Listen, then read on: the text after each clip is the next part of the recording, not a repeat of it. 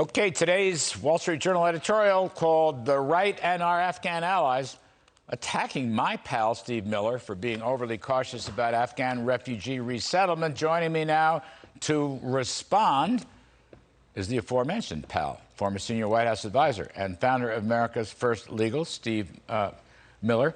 All right, Steve, these guys being too hard on you, or what's your take on this? You're not opposed to if the Afghans helped us, you're not opposed to bringing them into the country, are you? Well, first of all, Larry, happy birthday to you. Okay, dirty pool. All right. Thank you. And you. Wait a second, you too. That's true. You remember well. My birthday just a few days after yours, so thank you very much. Wait, you and me and Sarah, we depart from the script. We had on the Chief of Staff's patio, and POTUS came to our birthday parties. Correct. We had a joint birthday party, me, you, and Sarah, the hottest ticket in town, on the Chief of Staff's patio, and we were joined by the 45th President of the United States. So it's a great memory. I still have the photos. That's good. That's terrific. All right. Let me answer your question this way. I think that people are purposefully confusing two completely different issues, which is who we ought to evacuate from Afghanistan. Obviously, the priority needs to be given to American citizens. And then secondly, where they ought to be evacuated to.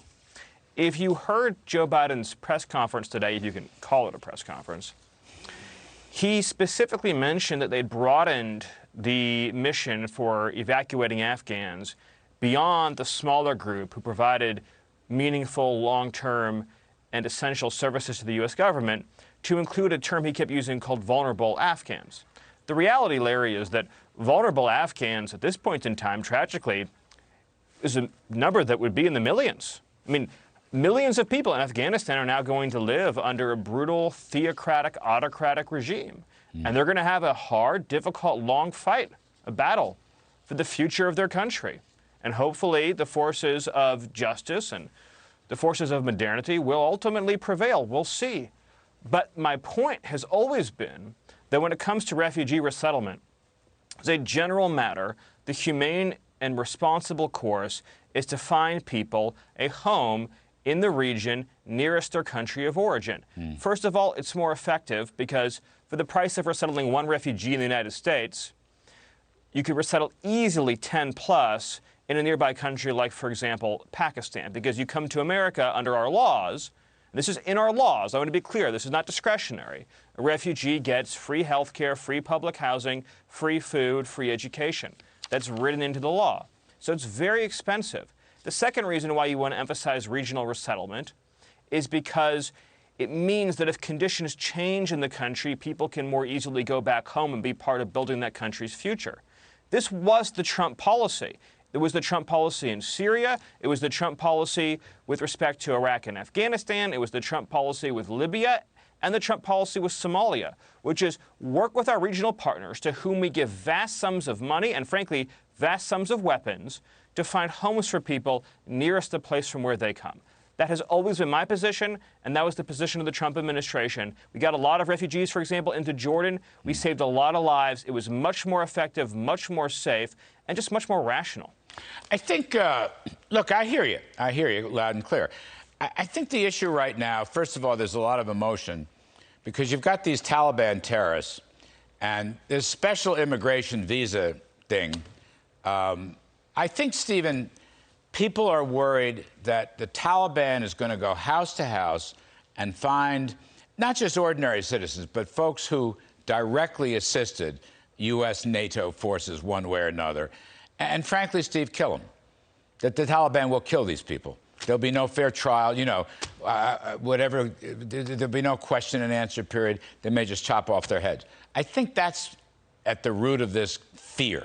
And I think I'm not sure how we're going to solve that. It's a justifiable fear. Yeah.